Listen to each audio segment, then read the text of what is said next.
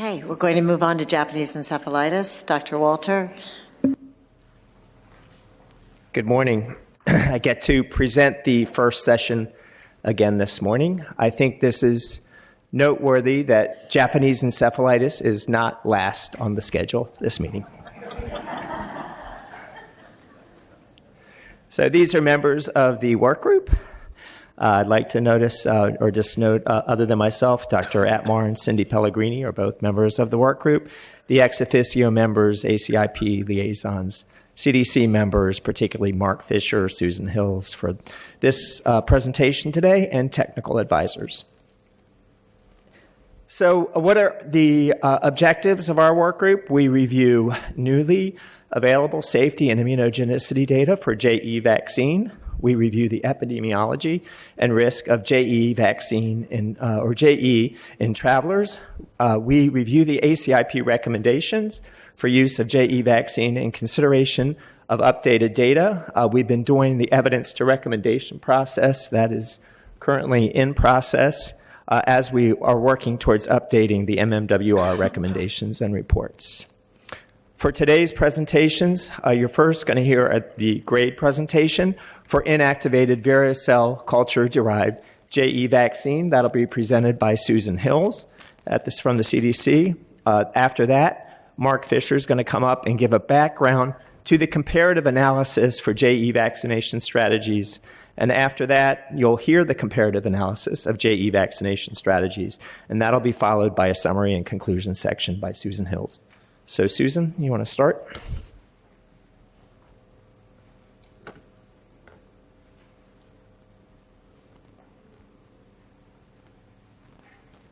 Thank you, Dr. Walter.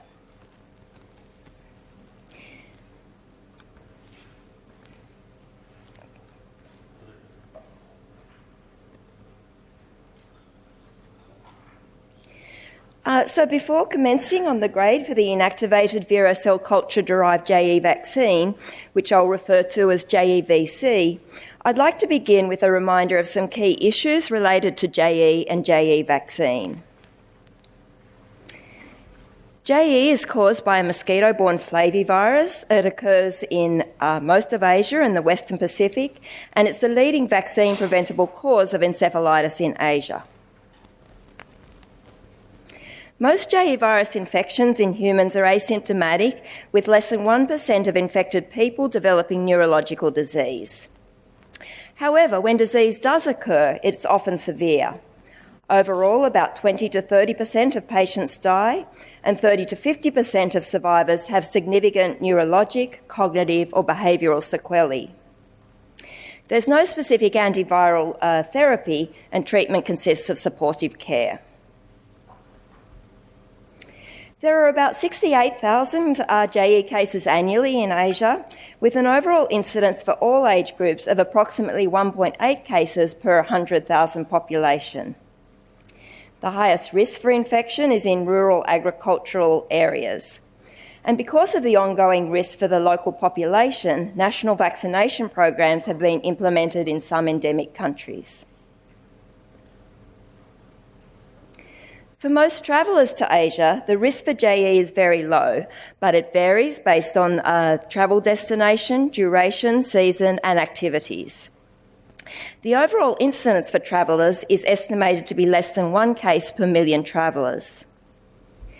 A JE vaccine for travellers was first licensed in the US in 1992, and in the 25-year period following licensure, 12 travel-associated JE cases were reported among travellers or expatriates, or less than 1 reported case per year. The inactivated varicella culture-derived JE vaccine is manufactured by Valneva as Ixiaro and is the only JE vaccine currently licensed and available in the United States. The vaccine was licensed for adults aged 17 years and older in 2009, and the licensure was subsequently extended to children aged 2 months through 16 years in 2013. The primary series is 2 doses administered 28 days apart, and the vaccine costs approximately $600 for the 2-dose primary series.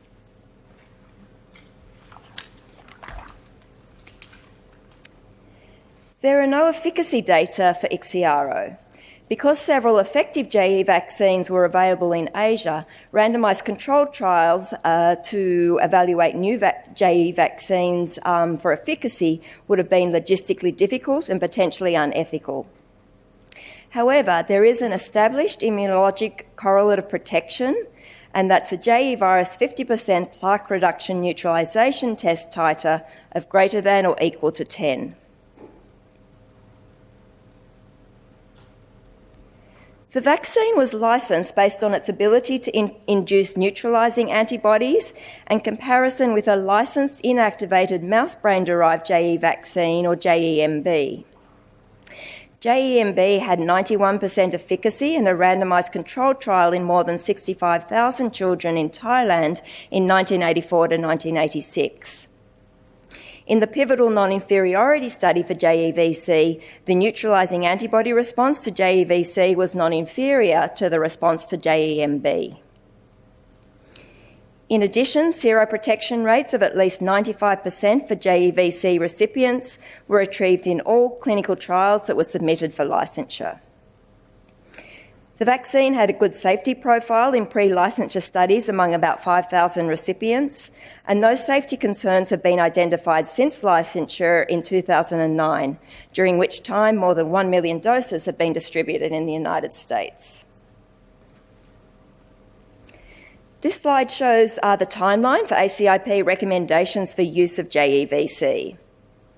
In 2009, recommendations for use in adults were approved, and in 2011, adult booster dose recommendations were approved.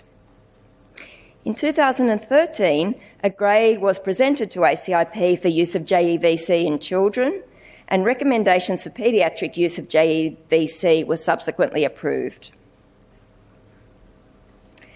So I'll now move on and present the grade for JEVC.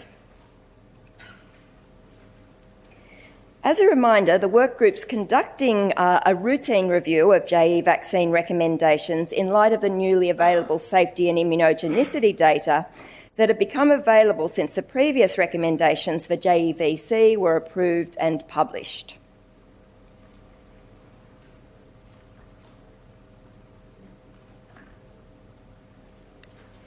The overarching policy question for the grade review was, should JEVC be recommended for use in persons aged greater than or equal to 2 months at risk of travel-related exposure to JE virus? The components of the policy question are the population, which is persons aged 2 months and older travelling to JE risk areas. The intervention is JEVC administered as a 2-dose primary series, and the comparison is no JE vaccine recommended. This slide shows the outcomes that were considered by the work group, how they were ranked in terms of importance, and what was ultimately included in the evidence profile. The benefits that were considered critical were vaccine efficacy to prevent JE and seroprotection at 1 and 6 months after vaccination. There are no efficacy data available for JEVC preventing inclusion of any data, but the vaccine was licensed based on an established immunologic correlate of protection, and so data considered critical on seroprotection at 1 and 6 months after vaccination were included. The harms that were considered critical were serious adverse events and adverse events of special interest, and these data were included. Injection site reactions and interference with other vaccines were considered important but not critical outcomes, and so were not included in the evidence profile. To collect the evidence for the grade evaluation, we performed a systematic search and review of the published literature. We searched Medline, Embase, CINAHL and Cochrane library databases for papers in any language using the keywords Japanese encephalitis and vaccine and IXIARO or JE-SPECT or IC51 or JEV or Vero or purified inactivated. And these latter terms are trade names in different countries or terms used in clinical trials at different points of development of JEVC. After the papers were identified, the title and abstract were reviewed to identify relevant articles, or if no abstract was available, the full paper was reviewed. In total, there were 21 studies that reported primary data relevant to the critical outcome measures. We also included unpublished data, including VAERS data for JEVC administered from May 2012 to April 2016 to adults and children in the US or in the US military, post-marketing adverse event surveillance data from US military personnel from the Defence Medical Surveillance System database, and 2 clinical trials of a similar inactivated vero cell culture-derived JE vaccine, which is manufactured and licensed in India under the trade name JEEV. So I'll now begin summarising the relevant evidence for each of our critical outcomes. 12 studies provided seroprotection data at 1 month after the 2-dose primary series, and this slide shows the 4 randomised controlled trials with comparative immunogenicity data for another JE vaccine. The first column shows the sites where the trials were conducted. The second column shows the study type, or in this case that they were randomised controlled trials. The third column indicates the age group of vaccine recipients. The fourth column shows the numbers and percentages of JEVC recipients who had a PRNT titer greater than or equal to 10, or in other words, were seroprotected. And the final column shows the numbers and percentages of recipients of the comparator JE vaccines who were seroprotected.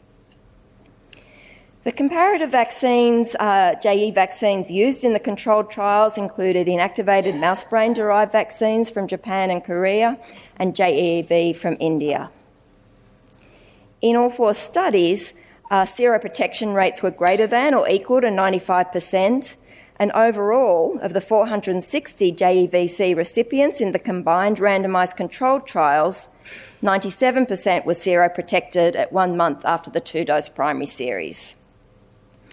In all of these studies, seroprotection rates were similar to or higher than seroprotection rates for recipients of the comparator vaccines.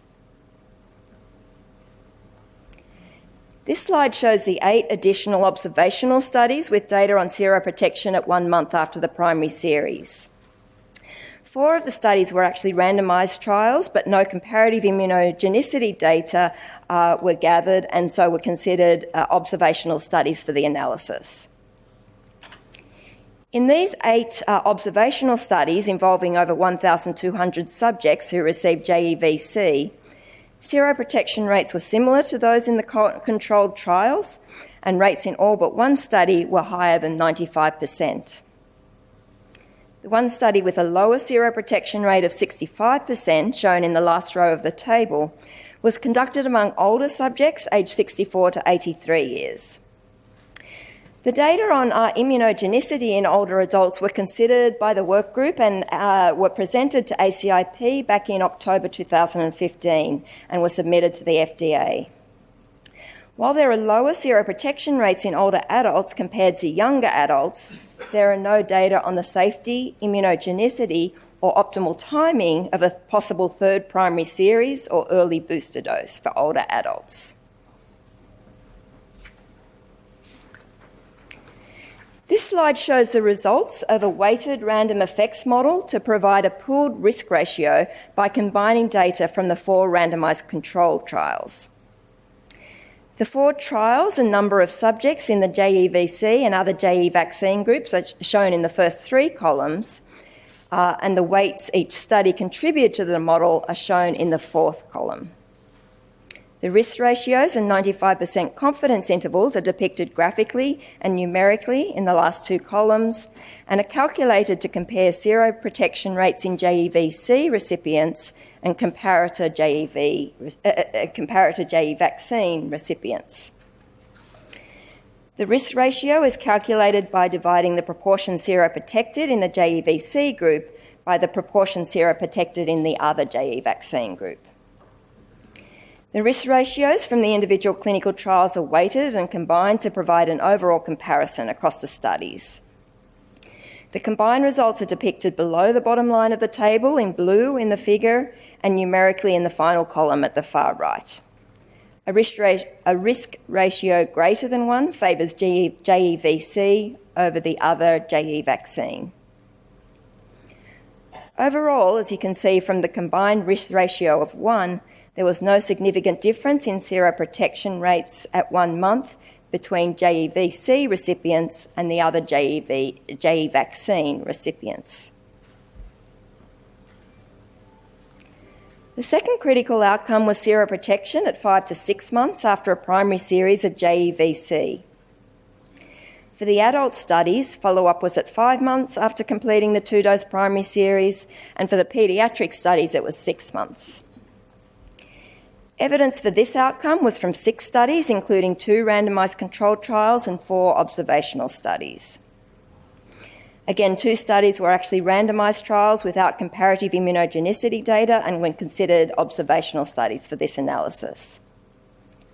Of the 941 JEVC recipients in the 6 studies combined, 92% had a PRNT titer of 10 or greater at 5 to 6 months after the 2-dose primary series.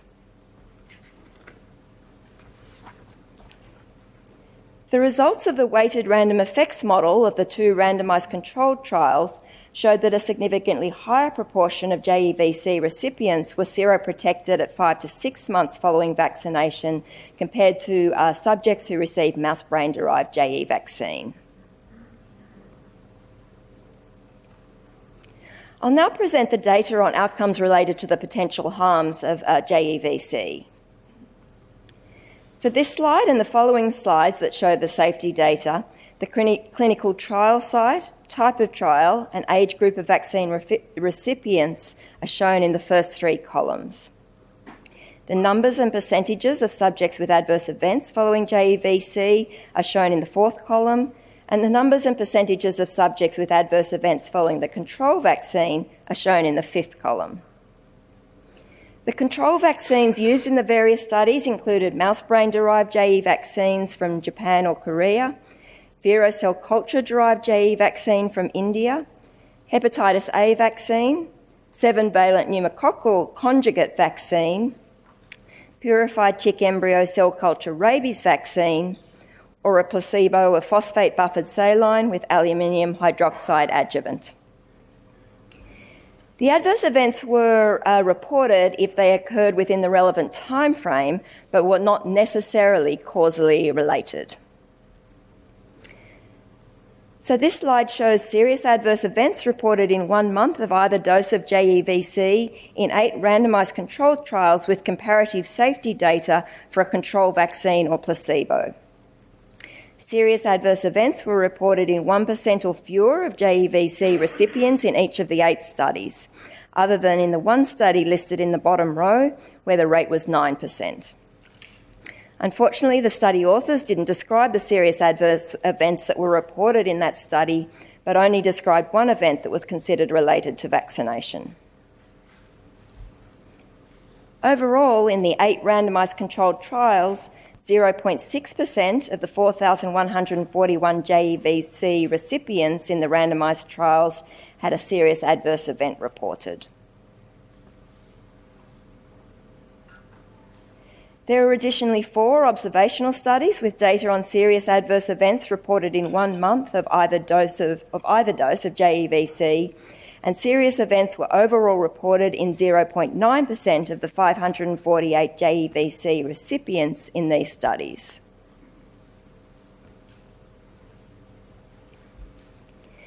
Four studies provided data for serious adverse events reported within 6 to 7 months after the first dose of JEVC or control vaccine, including 2 randomised controlled trials and 2 observational studies.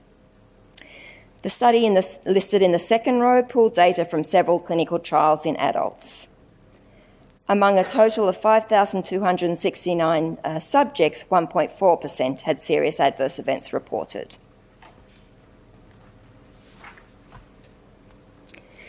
This slide presents our data from evaluations of adverse events reported through post-marketing surveillance.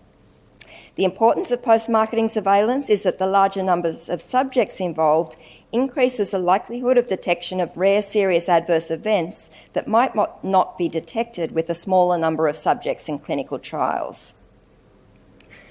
The top 3 evaluations listed on this slide were reviews of passive surveillance systems, and the final evaluation in the bottom row was a retrospective chart review for medical visits following administration of JEVC to children in a travel clinic.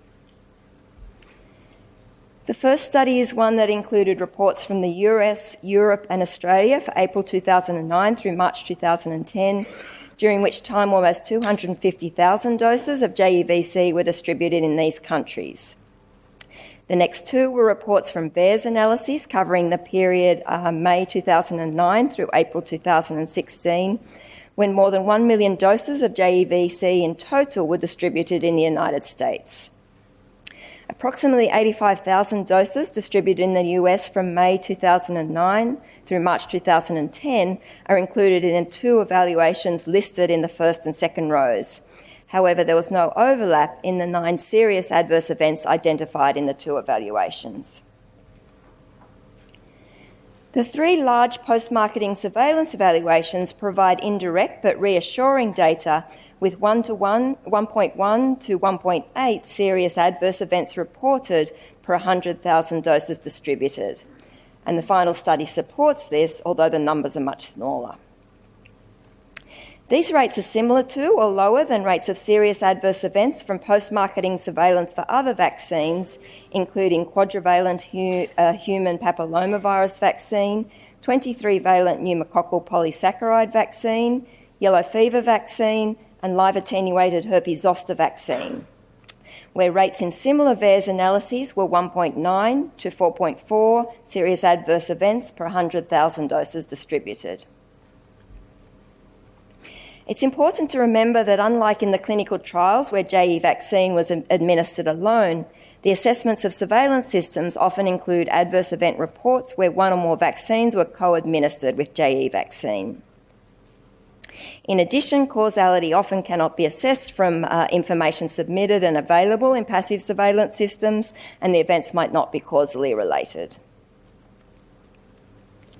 With the serious adverse events reported in the clinical trials and surveillance data overall, no patterns in the timing or types of serious adverse events were identified. This slide shows the results for the pooled risk ratio after combining data from the 8 randomised controlled trials with data on serious adverse events within 1 month of either dose of JEVC. For the adverse event risk ratios on this slide and following slides, the ratio is calculated by dividing the proportion with an adverse event in the JEVC group by the proportion with the adverse event in the control group. A risk ratio of less than 1 favours JEVC over the control vaccine or placebo. Overall, the combined risk ratio was 1.2 and the confidence interval crossed 1, indicating there was no significant difference in the proportion of subjects who reported serious adverse events within 1 month after doses of JEVC or comparison vaccines.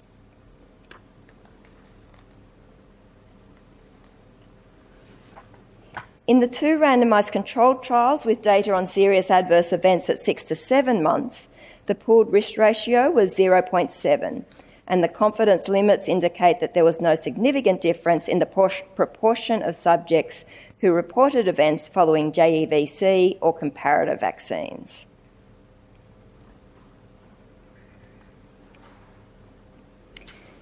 For the other outcome considered critical by the work group, adverse events of special interest, the events included were fever, rash, hypersensitivity or urticaria, neurologic events, and medically attended events. I'll present data on these 5 event types in the following slides. Data used to evaluate fever as a solicited adverse event reported within 7 days of JEVC or control vaccine came from 7 studies, including 4 randomised controlled trials and 3 observational studies. Fever within 7 days was reported overall in 8% of the 3,892 subjects in the 7 clinical trials, with proportions ranging from 0 to 21%. The substantial differences in proportions were likely related to several factors, including the different age groups studied, variable locations of study sites from Europe, the US and Australia to India and the Philippines, differences in rigour of the study methodology, and the different sizes of study populations with potentially less precision in some smaller studies. The two studies here showing higher rates of fever were the study listed in the second row that showed fever among 15% of children in the Philippines and a similar rate of fever among recipients of the control vaccines, and a phase 2 study listed in the fourth row with only 24 recipients of JEVC and a non-significant difference in rate of fever compared with the control group. In the 4 randomised controlled trials with data on fever within 7 days, there was no significant difference in the proportion of subjects who reported events following JEVC or comparative vaccines. Rash as a solicited adverse event within 7 days after either JEVC or comparator was reported in 2% of the 3,892 subjects who received JEVC in the 4 randomised controlled trials and 3 observational studies, with proportions in individual studies all less than or equal to 4%. In the 4 randomised controlled trials, there was no difference in the incidence of rash between subjects who received JEVC and comparison vaccines. Hypersensitivity or urticaria within 1 month of either dose was reported in less than 1% of the 3,868 JEVC recipients in the 3 controlled trials and 3 observational studies. Proportions were less than or equal to 5% in all studies. The highest rate of 5% was in the observational study among US children travellers listed in the fourth row. The events included asthma in 2 subjects with a history of asthma, 1 subject with episodes of pruritus or rash 1 day, 5 weeks and 3 months after vaccination, contact dermatitis in 1 subject, and pruritus and erythematous rash in 1 subject. In the 3 randomised controlled trials that included data on hypersensitivity or urticaria, there was no significant difference in the incidence of these reactions between recipients of JEVC and control vaccines. Neurologic adverse events, excluding headache, within 1 month of either dose of JEVC were only reported in 1 of the 5 clinical trials, or overall 1% of the 3,668 JEVC recipients. No cases of meningitis, encephalitis, or Guillain-Barré syndrome were reported. In the 3 randomised controlled trials, there was no difference in the incidence of neurologic adverse events between recipients of JEVC and control vaccines.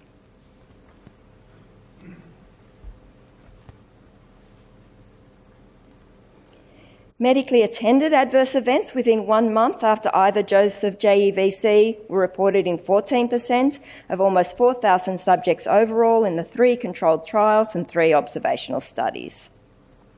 The proportion of subjects with medically attended adverse events in individual studies ranged from 0 to 19%. The 2 studies with the highest percentage of subjects with medically attended adverse events were conducted among children in the Philippines, listed in the first row, where the same rates of events occurred among the JEVC and control vaccine recipients, and among elderly adults in Europe, listed in the bottom row. When data from the 3 randomised controlled trials were combined and weighted, there was no difference in the incidence of medically attended adverse events between JEVC and comparison vaccine recipients.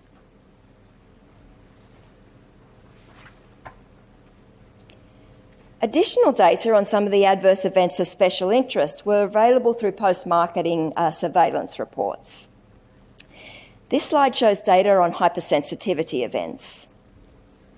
The top 3 rows are the reviews of passive surveillance systems. The assessment in the bottom row is a post-marketing surveillance study that utilised the Defence Medical Surveillance System database to actively and retrospectively identify predefined, potentially serious adverse events in the 42 days following administration of JEVC based on ICD-9 codes.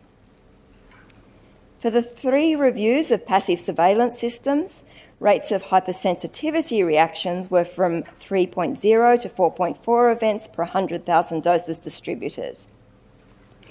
In the active surveillance study, the rate was 24.8 per 100,000 doses administered. This much higher rate reflected the different methodology of this study with active and retrospective identification of events based on ICD-9 codes. Unfortunately, there was typically insufficient information available to assess the complete clinical presentation or why a certain ICD-9 code had been applied.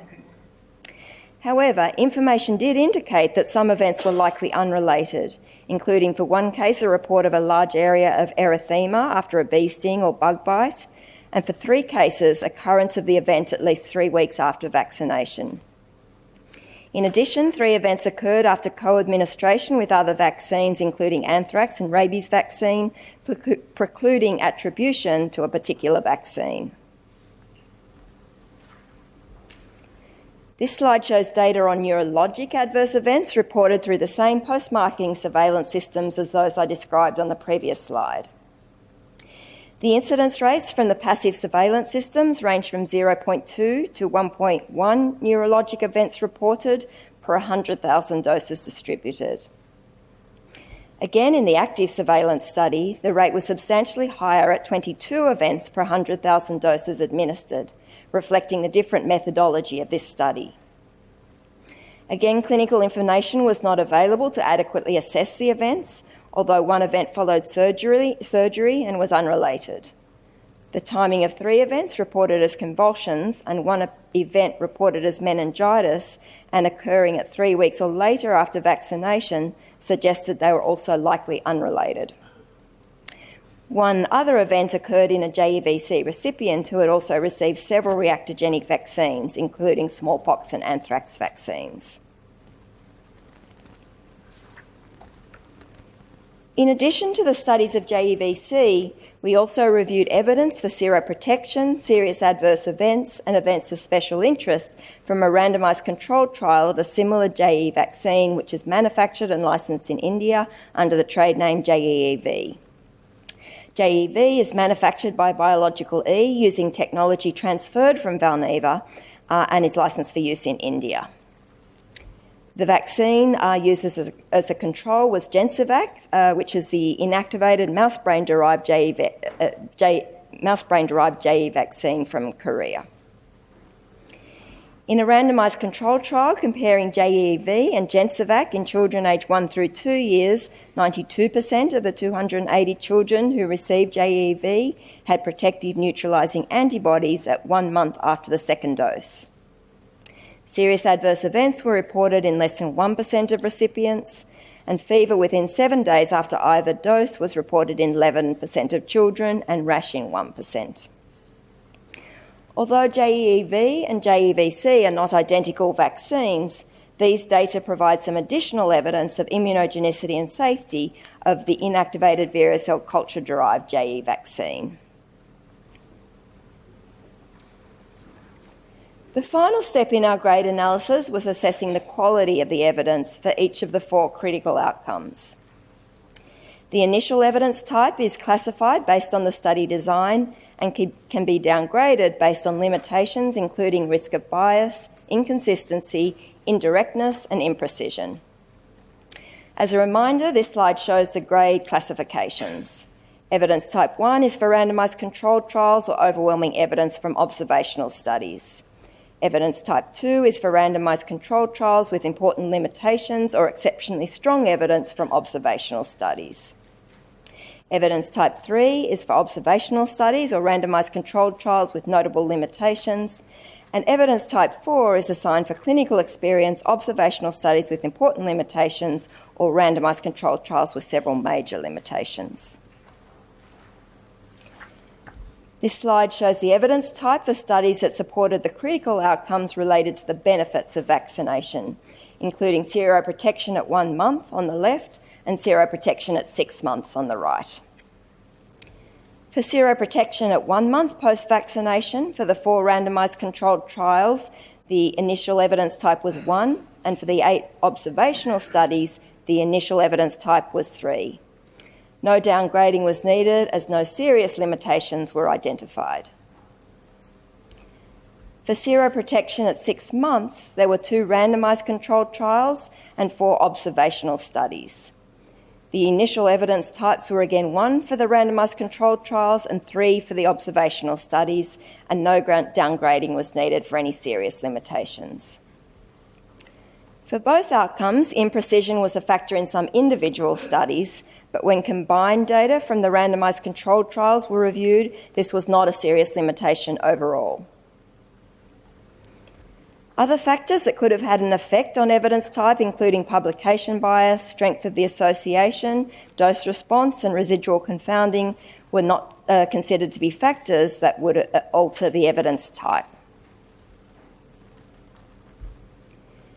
This slide shows the evidence type for studies that supported the critical outcomes related to harms of vaccination, including serious adverse events on the left and events of special interest on the right. For serious adverse events, 8 randomised controlled trials started at evidence type 1, but were downgraded to evidence type 2 because of risk of bias due to inadequate blinding. 8 observational studies started at evidence type 3, and no serious limitations were identified. For events of special interest, the evidence provided by 5 randomised controlled trials was again downgraded to type 2 because of risk of bias due to inadequate blinding, and 7 observational studies started at evidence type 3 and no serious limitations were identified. For both outcomes, there was some concern about imprecision in the randomised controlled trials. However, complementary information from surveillance assessments and observational studies supported the results of the randomised controlled trials, and therefore imprecision was not considered a concern overall. Finally, this table shows the overall quality of evidence for JEVC. While randomised controlled trials and observational studies are considered in the body of evidence, the final evidence type is based on the randomised controlled trials because they provide the higher quality of evidence. In the final column, the overall evidence type is provided. The available data suggests the overall evidence for benefits or seroprotection is 1, and for harms or adverse events is 2. The next step in regards to the grade analysis is to incorporate the information in the evidence to recommendations framework, and we anticipate presenting the framework and proposed recommendations at the next ACIP meeting. We'd like to acknowledge these people. Thank you. Thank you, Dr. Hills. That was a great presentation. Are there questions for Dr. Hills? Yes, Dr. Belange. Thank you. That was very helpful. Can you tell us just a bit more about the history of this vaccine prior to licensure in the U.S.? Was it licensed in other countries? And it sounds like the manufacturer sort of transferred the technology to India. How long has it been used there? Just a bit more on the history, please. It was licensed in the US. It's also been licensed subsequently in Australia, Thailand, Europe, but first licensure was in 2009. The JEV vaccine has been licensed in India but not really used beyond the private market in India, so hasn't been used extensively, for example, in national vaccination programs where other JE vaccines have been used. And unrelated, just a comment in terms of reporting the pooled effect estimates for a variety of measures you were looking at. I think it would be helpful to also show a measure of heterogeneity across those, especially when you're looking at inconsistency as an outcome in your grade analysis. That would help assess that, I think.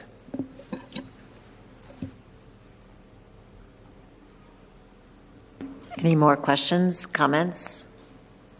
Okay, I think Dr. Fisher is up next. Am I right? Yes.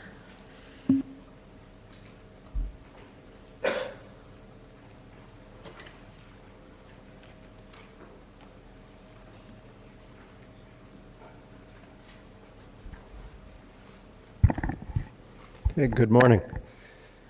Today I'll provide a background for the comparative analysis of Japanese encephalitis vaccination strategies for U.S. travelers to Asia.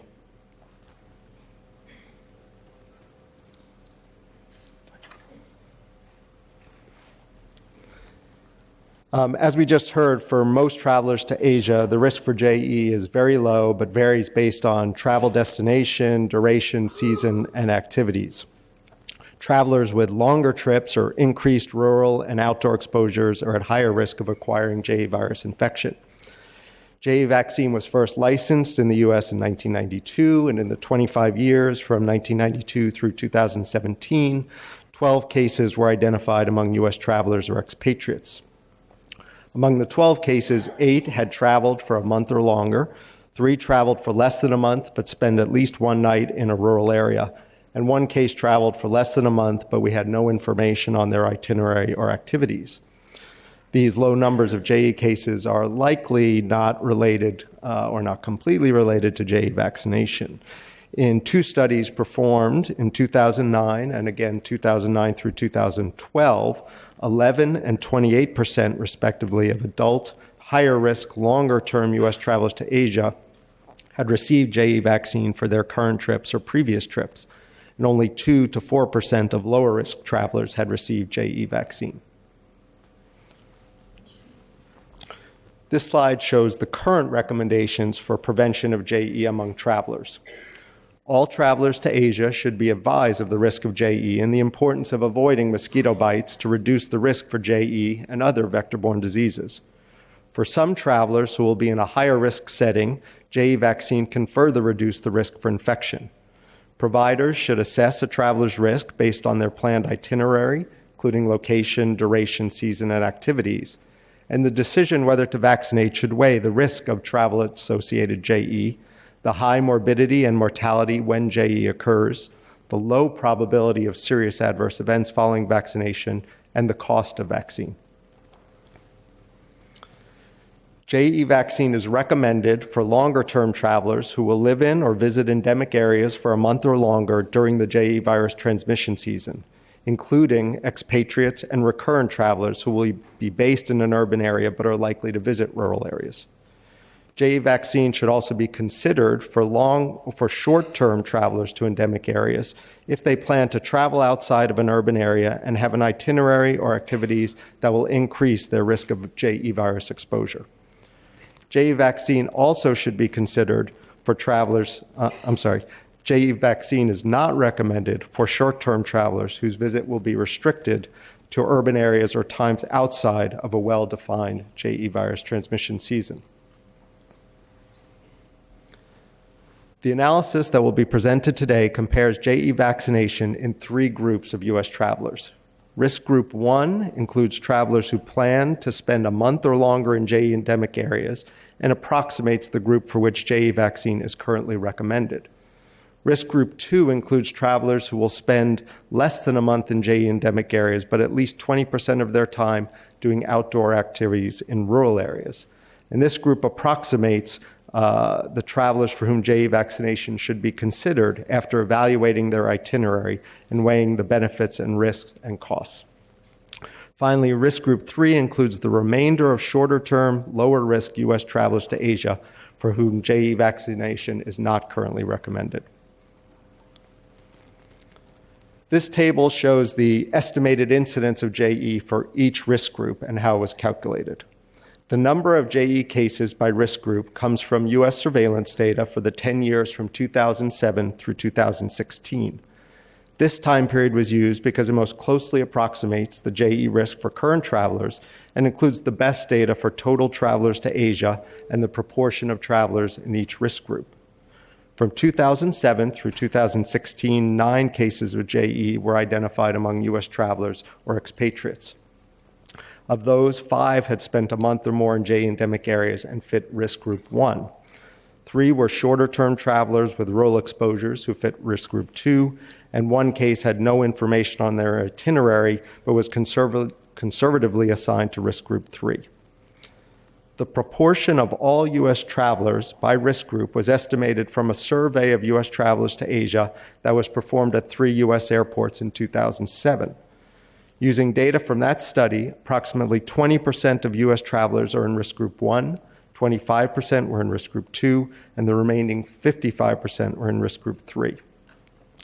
The number of U.S. travelers to Asia total was approximated from U.S. Travel and Tourism Office data for the number of total trips to Asia by U.S. citizens from 2007 through 2016. During this 10-year period, U.S. citizens made 48 million trips to JE endemic countries in Asia.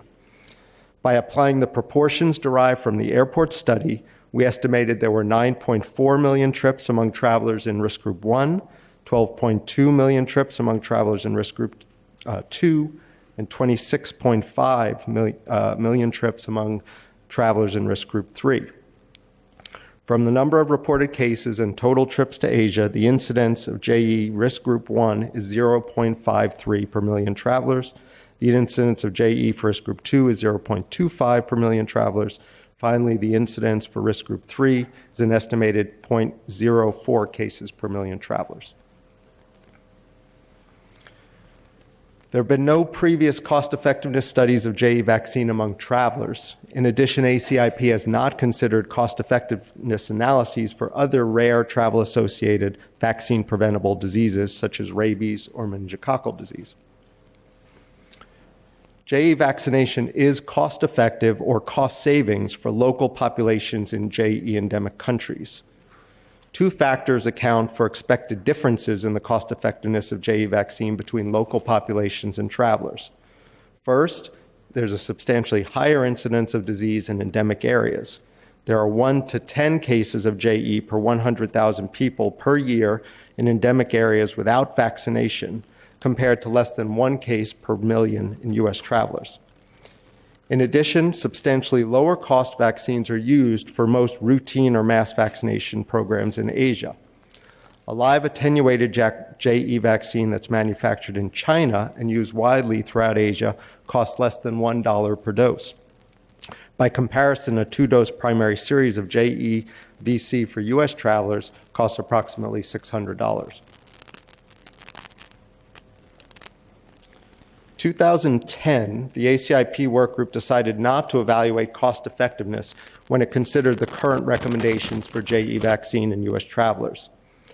This was because it was clear that vaccination of travelers would not be cost effective due to low disease incidence and high vaccine cost.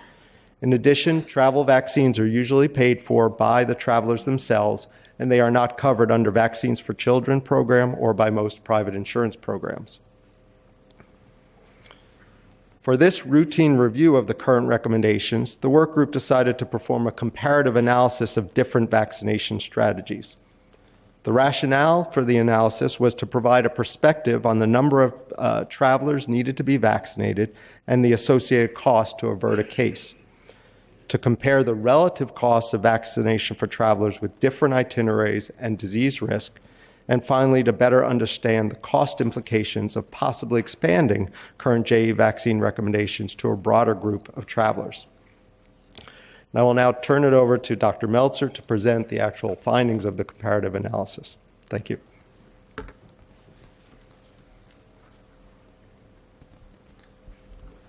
Good morning. My name is Martin Meltzer. I'm a senior economist here at CDC, and I run a small health economics and modeling unit within the division of emerging preparedness and emerging infections in the same center as Dr. Fisher and Dr. Hills.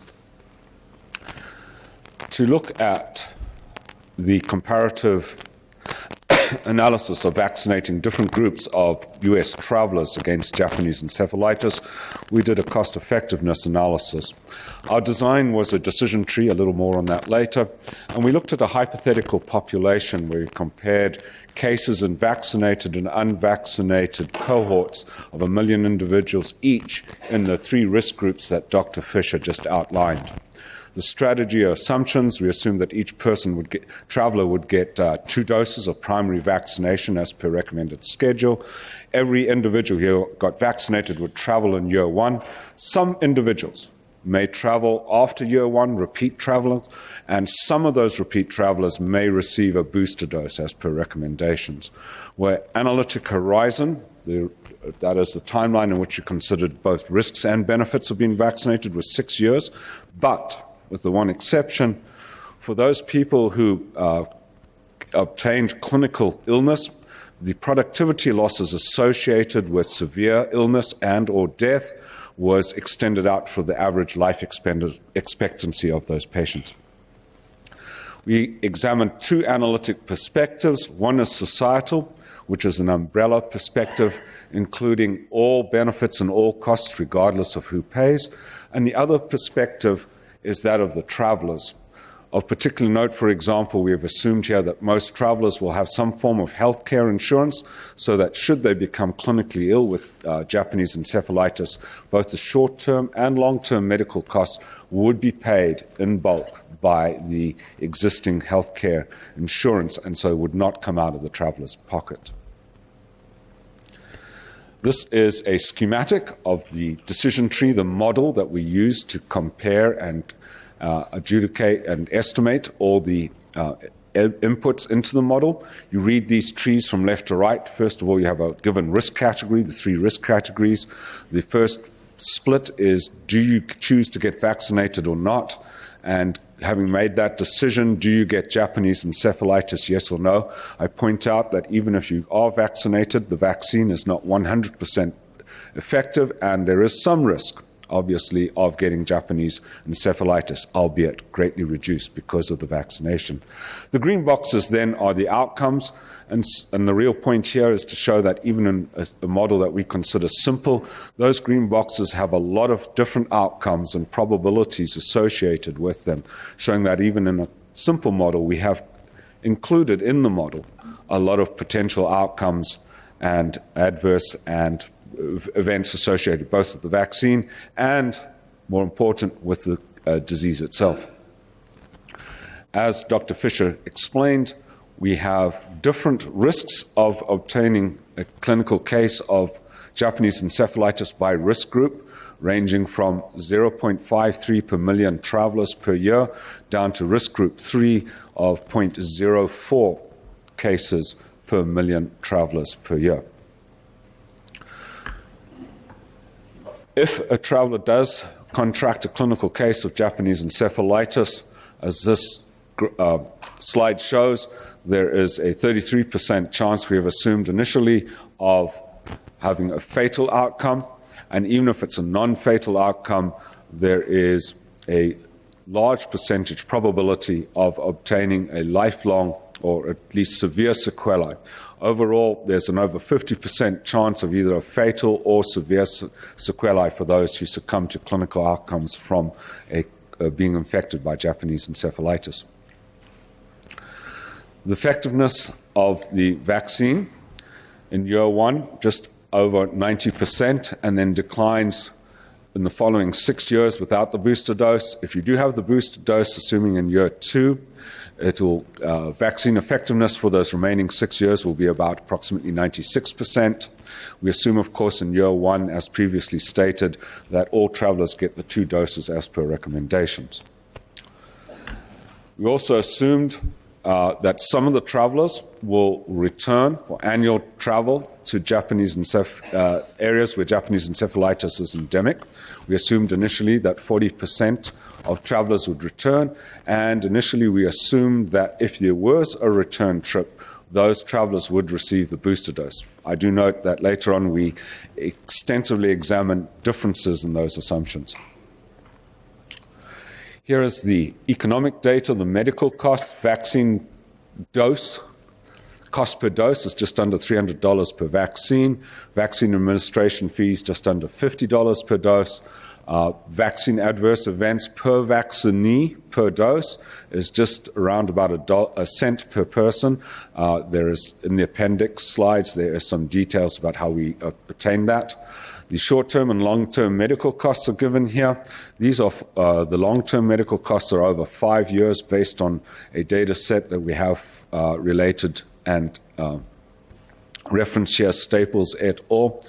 Covering it. Most people are surprised that these numbers are pretty low, but in fact, for Japanese encephalitis, most of the long-term costs occur within 5 years, and most people, for medical costs, most of the medical costs are over within 5 years. That is not the same as productivity costs. Here is the productivity costs. For those with short-term productivity losses, they have disease but recover or have mild sequelae, it's just under approximately $60,000. And then lifetime productivity, severe sequelae, these would be somebody who gets so many severe sequelae that they have to cease work. and can no longer operate in the functions and function the way they did before disease, just over $1.1 million, and death we have evaluated at just under 1.7 million. I emphasize these are productivities. These are not an absolute value of life. This is the economic value of lost productivity due to lost work and household functions. The results. This is starting off with the numbers needed to vaccinate to prevent one Japanese encephalitis-related health outcome per risk group. So what we have in the top left-hand corner of this table is that approximately 730,000 people in risk group 1 travelers would have to be vaccinated to prevent one case of Japanese encephalitis. Similarly, when we get down to death, to prevent one death in that risk group, which has an incidence or risk of just over 0.5 cases per million travelers, you would have to vaccinate 2.2 million travelers to prevent one death in that group. Similarly, when you move over to risk group number 3, to prevent one death in risk group 3, you'd have to vaccinate just under 30 million travelers. So now, looking at when you add in the costs of vaccination and the costs of healthcare treatments prevented because of the vaccination, we have, from a societal perspective, that's the umbrella perspective, all costs and all benefits, regardless of who pays and who benefits. We find that to prevent one case of Japanese encephalitis in risk group number 1, that would cost $596 million per case averted, increasing to just over $1.8 billion per death averted in risk group 1. Moving over to risk group 3, we find that to prevent one case of Japanese encephalitis amongst risk group 3 travelers, it would cost $7.9 billion per case averted, and increases to $23.9 billion per death averted in that risk group. And then when we change over to the travelers' perspective, we see very, very similar numbers, I think. Very small changes gain the cost per case of Japanese encephalitis in risk group 1 using the input values that I mentioned earlier. We have $596 million per one case of Japanese encephalitis averted in risk group 1. And over in risk group 3, we see $7.9 billion per case averted in risk group 3.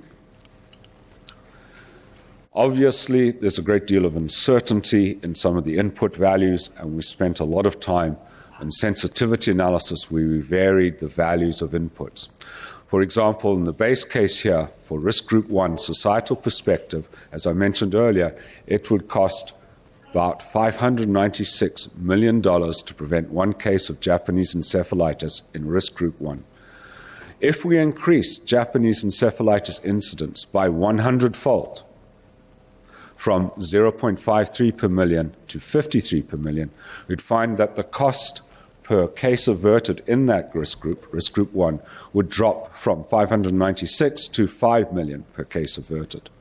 I note, for example, that if you increase the medical cost by 100-fold, the cost per case averted decreases from 596 million to 592 million.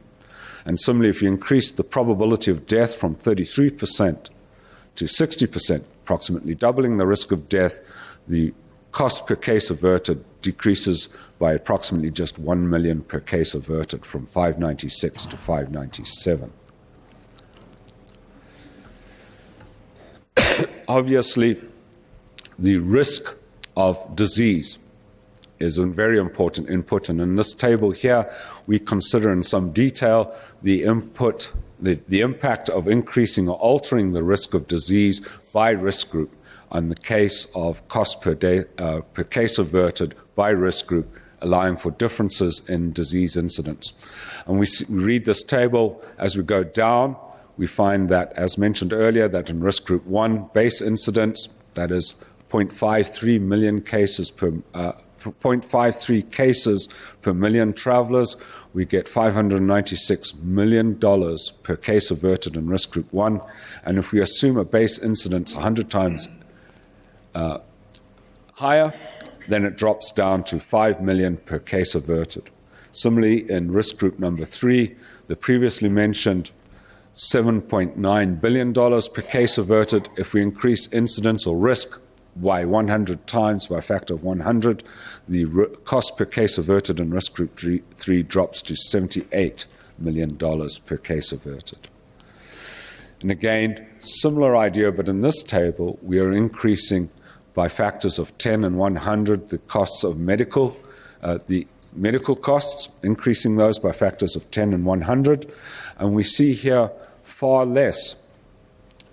smaller changes in the cost per case averted as we go down the table. For example, in risk group number 3, base case medical costs, it costs $7.9 billion per case averted, increasing medical costs for the treatment of the people in that risk group with Japanese encephalitis by a factor of 100, increasing it by 100. It decreases the cost per case averted to a factor of $7.902 billion per case averted. Not very large changes in the cost per case averted. In this table, we have done a two-way sensitivity analysis with changes both simultaneously in incidence and medical costs. Reading this table, as you go from left to right in the numbers, you're increasing the incidence from the base case to 10 and then 100 times higher. And then as you go down the table, you're increasing the medical costs from base case to 10 times 100 times. And what you see from this table is that of these two input variables, incidence and medical costs, we see that incidence is a far more, relatively speaking, important input variable than medical costs. We see far greater changes in incidence as we go from left to right than as we go from top to bottom of the numbers. Here we've looked at what would happen if you reduced vaccine cost. I note here that we've kept the vaccine administration at $45 and adverse events at 1 cent per dose administered. But we have changed here the cost per dose, and remember this is a 2-dose series. At $2.92 was the base case, and then what if we reduced it by 50%, and what if we reduced it by 90%? And we can see the relative impact on the cost per case averted from a societal perspective. In risk group 1, we went from $596 million per case averted, and when we reduce the cost per dose averted by 90% to $29 per dose, we have a cost per case of $131 million per case averted. In this table here, we change both the probability of repeat travel past year 1 and, given that repeat travel, the probability of giving a booster. Not everybody who actually does repeat travel may indeed get the booster, despite the recommendation to do so. What we find here is that if you read the table from right to left, increased probability of getting the booster given travel, we find that the numbers do increase. That means the increased cost associated with giving the booster, the higher the probability, the higher the cost per case averted. But we see the greatest changes that higher the probability of repeat travel in years 2 through 6, the greater the reduction. Repeat that, greater the reduction in the cost per case averted. In other words, of those two variables, the probability of travel, repeat travel beyond year 1 is a greater impact in the cost per case averted. In this table, we've done a sensitivity analysis where we looked at a mixed cohort. We took 1 million travelers, but mixed of all three risk groups, proportionate according to their numbers of travelers, approximately 19% in risk group 1, 25% in risk group 2, and the remainder approximately 55% in risk group 3. And we said, what happens if you vaccinated in that mixed cohort just those in risk group 1? What happened if you vaccinated in that mixed cohort risk groups 1 and 2? And then finally, what if you vaccinated all of those in the cohort? As you increase the number of people vaccinated, as the first column shows, the number of cases averted per million travelers in this mixed cohort increases from 0.26, this of course includes repeat travel, to 0.43 if you vaccinate both risk groups 1 and 2, and then to 0.48 cases averted per million travelers if you vaccinate everybody in that mixed cohort. Obviously, as you increase the number of people vaccinated in that cohort, the costs for vaccination increase. This is the second column of numbers. It increases from $159 million for vaccinating just risk group 1 in that cohort, all the way up to $814 million if you vaccinate everybody in that cohort. And then the average cost per case averted goes from the $596 million per case averted if you vaccinate just risk group 1 to the approximately $1.7 billion per case averted if you vaccinate all travelers in the entire risk cohort. The incremental cost, this is the additional cost for additional case averted because you've vaccinated additional people in that mixed cohort.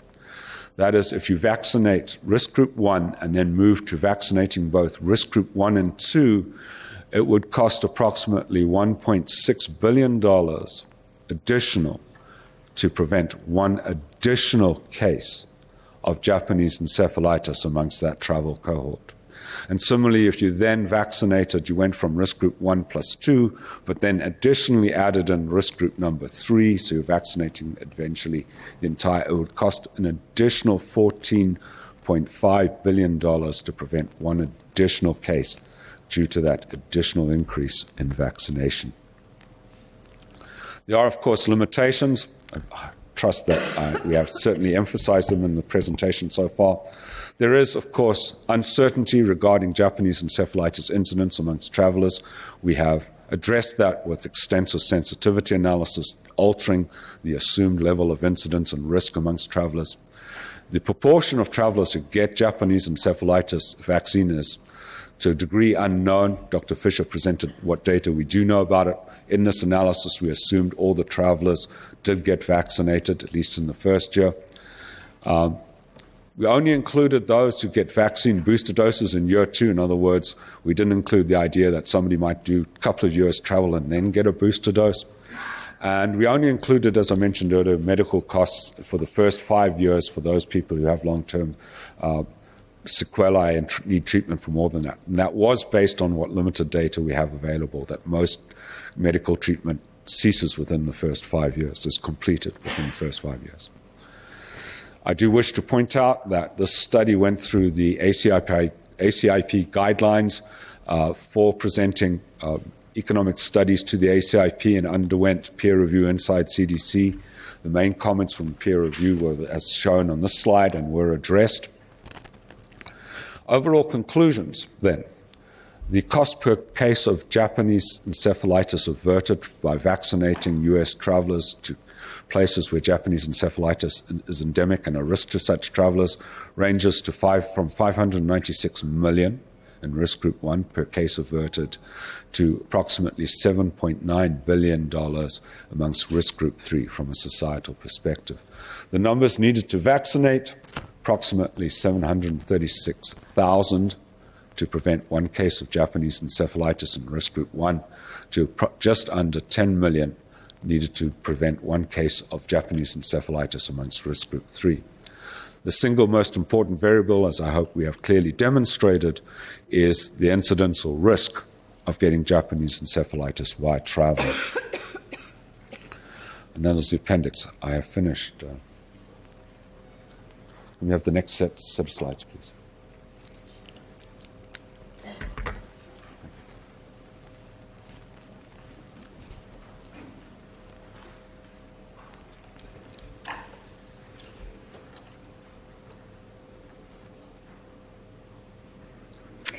Thank you, Dr. Meltzer. So I'll now summarise and provide the workgroup conclusions from the comparative analysis of JE vaccination strategies for US travellers to Asia. I just wanted to remind you that the objectives for our comparative analysis were to provide a perspective on the number of travellers needed to be vaccinated and cost per case averted, compare the relative costs of vaccination for travellers with different itineraries and disease risk, and to understand the cost implications of expanding the current JE vaccine recommendations to a broader group of travellers.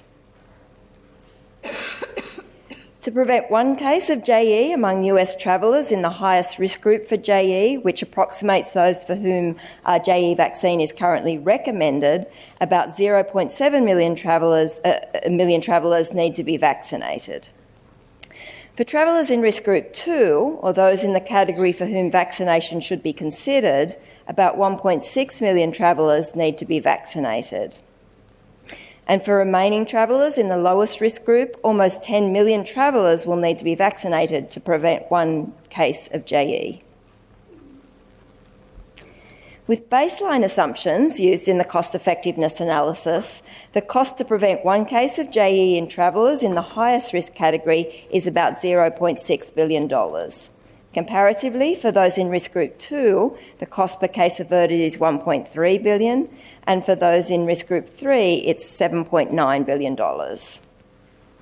Because there's some uncertainty about the sensitivity of surveillance for Japanese encephalitis and therefore true incidence among travellers, a sensitivity analysis was conducted increasing incidence 100 times.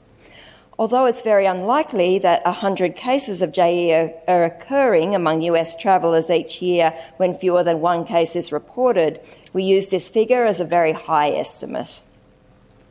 With incidence 100 times higher, the cost per case averted in each of the three risk groups was $5 million, $12 million and $78 million. When expanding recommended JE vaccination from risk group 1 to risk group 1 and 2, it will cost society an additional $1.6 billion to prevent one additional case of JE. Similarly, expanding JE vaccination recommendations from risk group 1 and 2 to all, that is risk group 1 and 2 and 3, it would cost society an additional $14.6 billion to prevent an additional case of JE. So in conclusion, the comparative analysis provided information that indicated that the number of travellers needed to vaccinate and cost per case averted did vary greatly related to the disease risk group. It also showed the cost per case averted was at least $2 million, even when extensive sensitivity analyses were conducted, including increasing incidence and medical costs and decreasing vaccine costs. And these costs were substantially higher when travellers in the lower incidence groups were considered. The work group plans to use the results of the comparative analysis of vaccination strategies to assist with considerations as part of the evidence to recommendations assessment. Importantly, the findings are only one piece of data that will be considered comprehensively with the other important disease and vaccine data, including considerations about the high morbidity and mortality when JE occurs, and the availability of a safe and effective vaccine, which is typically paid for by the individual travellers themselves. To complete the remaining workgroup objectives, the following items will be addressed at one or more upcoming ACIP meetings. There will be a presentation of the Evidence to Recommendations framework, presentation of proposed ACIP recommendations for use of JE vaccine in consideration of the updated safety, immunogenicity and traveller risk data, and presentation of a draft of an updated MMWR recommendations and reports document. Thank you. And I'll now invite Dr. Meltzer back up to the stage to answer any questions. So questions for Dr. Meltzer or Dr. Hills or Dr. Fisher? Dr. Riley. You may have said this, but I think I missed it. Are there any patient-specific risk factors for either getting the disease, more likely to get the disease, or more likely to do poorly from the disease? So just because incidence purely is the thing driving all of the thought here, I'm just wondering, other than, location or how long you're going to be traveling, are there any patient-specific things? Are you more likely to get it if you're older or if you're very, very young? I mean, do you know what I'm asking? Yeah, thank you for that question. There are no particular patient-specific risk factors other than, for example, something like immunocompromise. We would expect that would increase the risk. Because US travellers are typically non-immune, we do see cases through all age groups, unlike in developing countries where immunity through asymptomatic infection develops fairly early. So you see most cases among younger age groups, but US travellers are non-immune, so it can affect any age. And there is really no specific patient factors. The factors, as you rightly mentioned, are really what they're doing to expose themselves to the possibility of mosquito bites in rural areas. So people who are camping and hiking and sort of outdoors and really exposing themselves to mosquito bites are really by far and away the critical factors that are important when we see that the cases that occur among US travellers. Dr. Lee. Thank you so much. When we started this session, I have to say I was wondering if it was worth it to do the economic analysis. But I have to say at the end, I actually thought it was really helpful for a couple reasons. One being that I think it gives us sort of the common sense approach for why we've made the recommendation we've made already. It makes a lot of sense why we have this risk-based approach. So I think it just sort of supports that decision-making already. The other reason I think it was really helpful is because I think that number needed to vaccinate was incredibly useful when we get to the clinician individual patient level. Because often we're saying, well, you're kind of higher risk, you're kind of lower risk, but we don't really have numbers to give them a sense of what that risk really is. So now having that number to be able to share, I think, is really important for that conversation a doctor might have with a patient. And to go with that, actually, one other question I do have is whether or not you could actually take a look at, in terms of risk-benefit balance for the individual patient, how many adverse events might be occurring in that same population of 700,000 patients to prevent one case of Japanese encephalitis virus. And that, like, for me, again, from a population level, I think the answer is clear, but from an individual patient-clinician perspective, I think this is really useful. Sure. Thank you. We can certainly add that information about vaccine-related. Certainly, it's actually included in the calculations. We have not produced a table, but that would not be particularly difficult to do so. Thank you. Thank you. Dr. Stevens.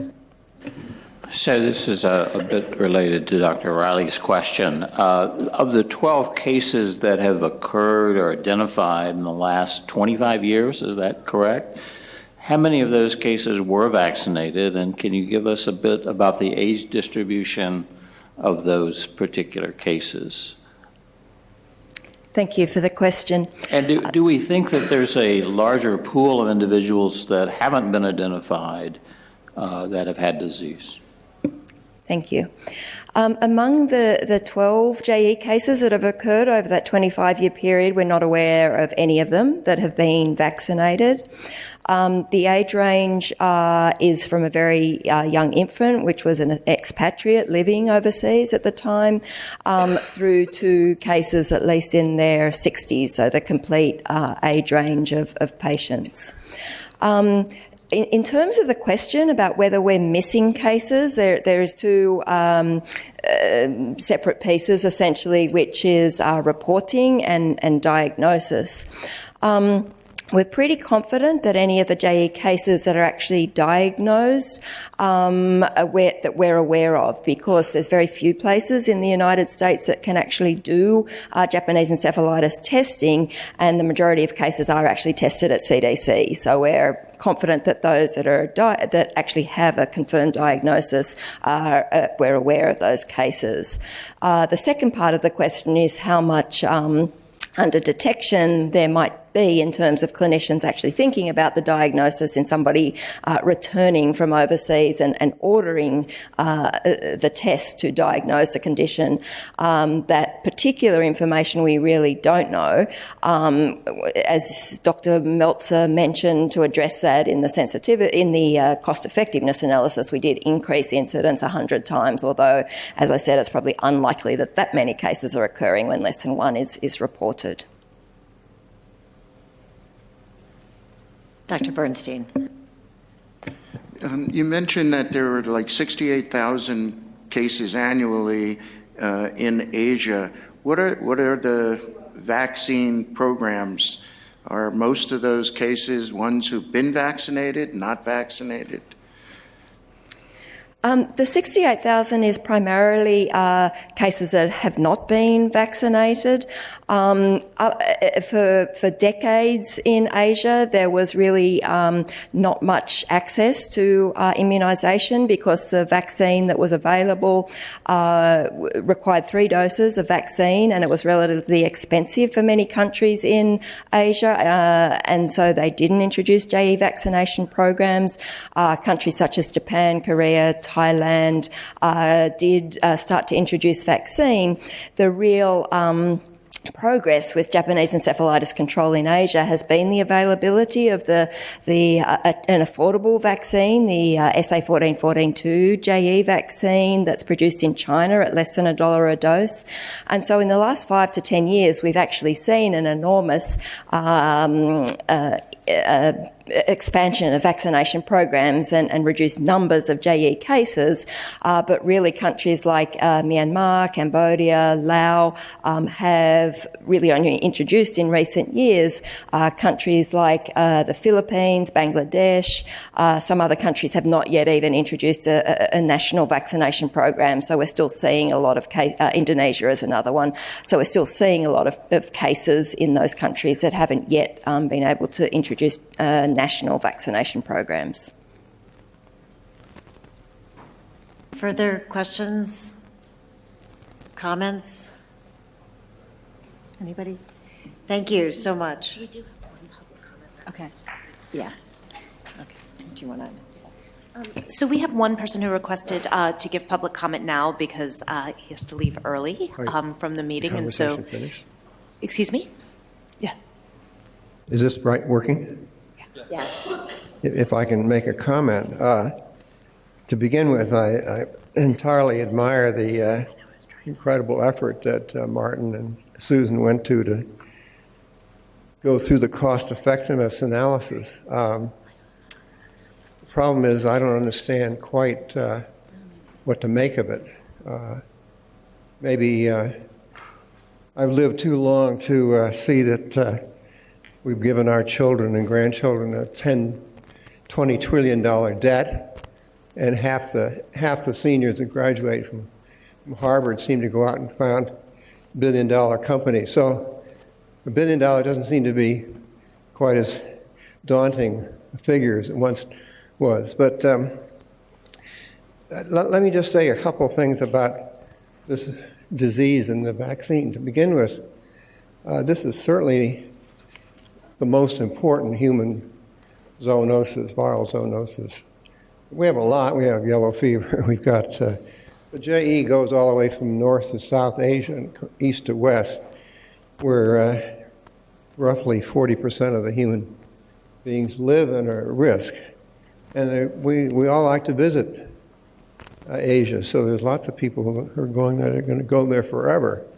The trouble is that this is a very complex zoonosis. It's rather like the West Nile. I spent many years in Japan trying to find out where Japanese encephalitis went to in the wintertime. And so I studied many different species, and not just me, but many other people.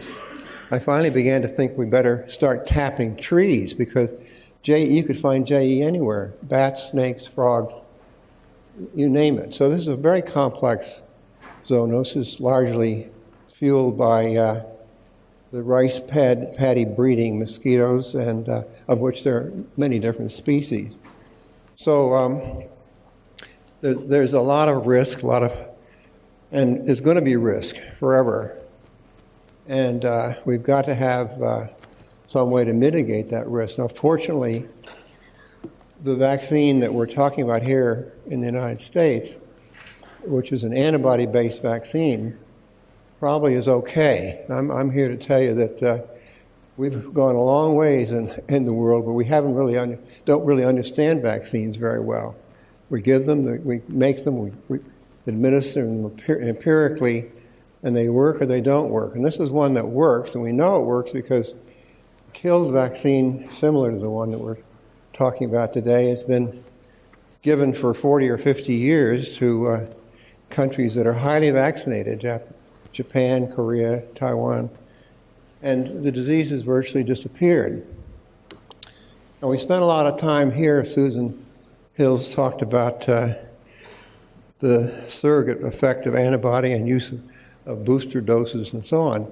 The truth of the matter is that we don't understand anything about booster doses. We know that this vaccine largely must work because it produces antibody. It doesn't produce T-cell immunity, which is largely derived from non-structural proteins.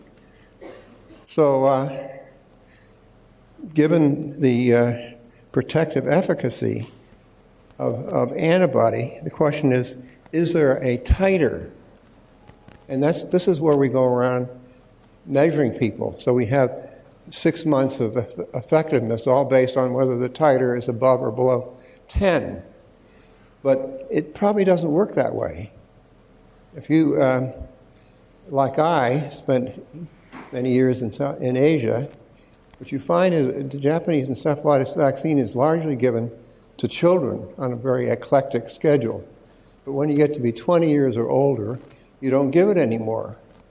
So we have 50 years of Japanese encephalitis vaccine in Japan, let's say, where most of the protection of people who are over the age of 20 are people whose titers are probably less than 10 because the killed vaccine it eventually produces an antibody response that disappears. So I'm sure you're not interested in getting involved at this stage in thinking about whether there's a need for booster doses, but I would say that the whole issue of this vaccine, how it works, does need to be seriously revisited.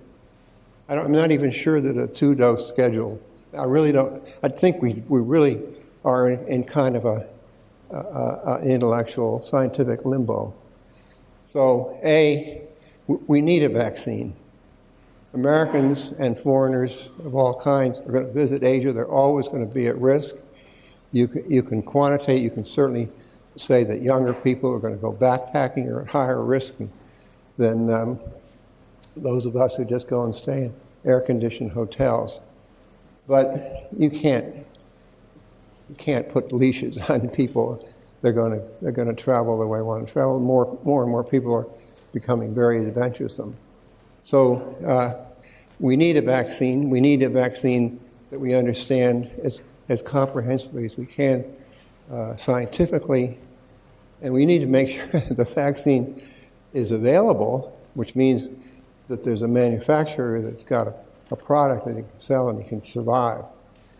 So again, congratulations to Drs. Meltzer and Hills for the really major effort in telling us something about cost effectiveness. But we still have a sort of a philosophical, strategic question is, how are we going to give this vaccine? How much are we going to give? How much are we going to push it? So thank you. Thank you very much, Dr. Halstead. Okay, any further questions, comments?